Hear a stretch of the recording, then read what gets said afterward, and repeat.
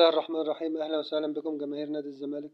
فيديو النهاردة فيديو تحليلي لأداء لاعبي الزمالك في الدرجات لمباراة الزمالك وبلاك بولز في الكونفدرالية الأفريقية 2025 دور المجموعات. ونبدأ على طول بتقييم أداء لاعبي نادي الزمالك. الزمالك بدأ المباراة يا جماعة بتشكيل مكون من محمد عواد في حراسة المرمى، سردباك ناحية اليمين حمزة المسلوسي، ناحية الشمال حسام عبد المجيد، باك يمين عمر جابر، باك شمال أحمد فتوح، نص ملعب 6 نبيل عماد دونجا، جنبه 8 عبد الله السعيد، قصادهم مركز 10 أحمد عبد الرحيم إيشو، على يمينه أحمد مصطفى زيزو، على شماله مصطفى شلبي، قدام رأس حربة وحيد سيف الدين الجزيري. التقييم يا جماعة لمحمد عواد حارس المرمى. محمد عواد كان ثابت طول المباراة وأداؤه متزن. طبعا فريق بلاك بولز ما عندوش أنياب في حتة الزيادة الهجومية، خصوصا إن هو كان بيلعب الشوط الأولاني مدافع متحفظ، ما ابتداش يتحرك إلا في الشوط الثاني. عواد أنقذ هدف محقق بصراحة في الشوط الأولاني، ونقدر نديله 8 من 10. معانا يا جماعة حمزة المسلوسي مساك ناحية اليمين. حمزة المسلوسي كان أداؤه يمتاز بالقوة والسرعة في المباراة ديت، كان أداؤه يعتبر متزن. بصراحة ما تقدمش كتير، إلا إنه كان بيساند الهجوم نظرا لأن فريق بلاك بولز كان متخصص في الدفاع، ونقدر نديله 7 من 10. عبد المجيد ده المساك ناحية الشمال، بصراحة كان أداؤه كويس جدا في المباراة. يعتبر كان قاضي على خطورة لعبة بلاك بولز طوال المباراة. الكرات العالية طبعا حسام عبد المجيد في الغالب مميز فيها، ونقدر نديله 8 من 10. نيجي اللعبة اللي بعد كده يا جماعة عمر جابر. عمر جابر في المباراة دي كان أداؤه كويس ومتزن، وكان بيسدد الهجوم. عمر جابر بوجه عام كان في المباراة دي أحسن من مباراة المصري، ونقدر نديله 6 من 10. يا جماعة اللاعب اللي بعد كده أحمد فتوح. أحمد فتوح كان مركزه باك شمال. بصراحة أحمد فتوح كان بيتقدم قصاد السردباكين ويوصل لنص الملعب. كان بيميل شوية ناحية الشمال إلا إنه كان مهمته يطلع لعيبته وزمايله بالكرة، وبيربط ما بين الدفاع والهجوم. بصراحة كان أداؤه مميز، ونديله 8 من 10. اللاعب اللي بعد كده نبيل عماد دونجا. نبيل عماد دونجا كان بيلعب نص ملعب 6. بصراحة ربط الدفاع بالهجوم.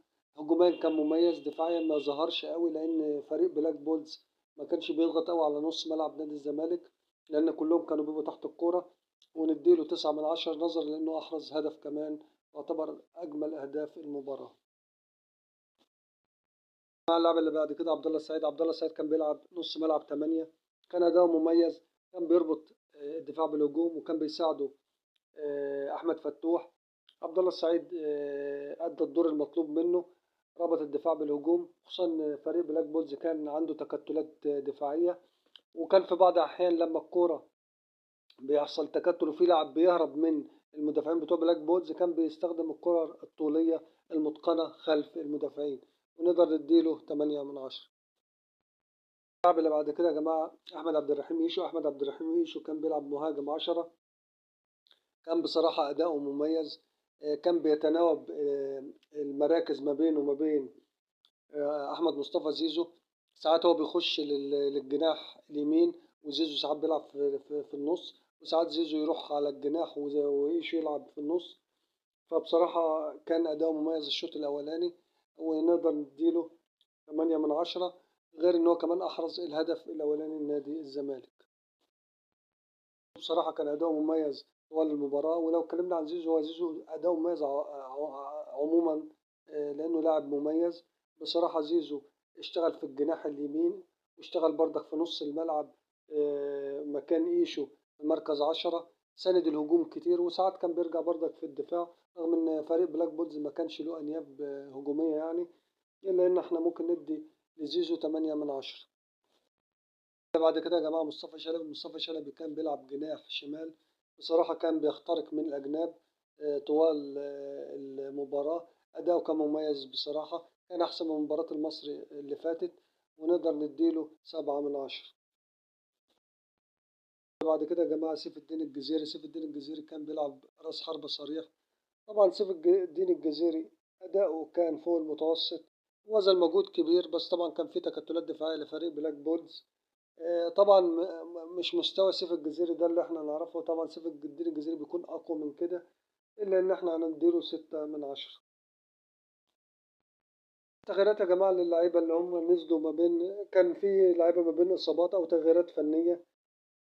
بصراحة يعني الدكة بتاعت الزمالك مش أقوى حاجة بصراحة، فاللعيبة اللي نزلوا ما ضافوش الفرق، يعني ما عملوش فرق كبير، فما نقدرش نقيمهم بصراحة. تقييم المدير الفني جوزيه جوميز كان في المباراة ديت أحسن من مباراة المصري. التشكيل من وجهة نظري الشخصية مناسب جدا للمباراة. أداء اللعيبة كان مميز، الربط ما بين الخطوط كان كويس، الخطة كانت كويس موضوعة. هو كان قاري فريق بلاك بولز، عكس مباراة المصري اللي بصراحة ما كانش قاري فريق المصري من وجهة نظري أنا. فبصراحة ممكن نديله 7/10. تقييم المدير الفني جوزيه جوميز. بنوصل لنهاية الفيديو بتاعنا النهاردة. شكرا لكم لحسن المتابعة، والسلام عليكم ورحمة الله وبركاته.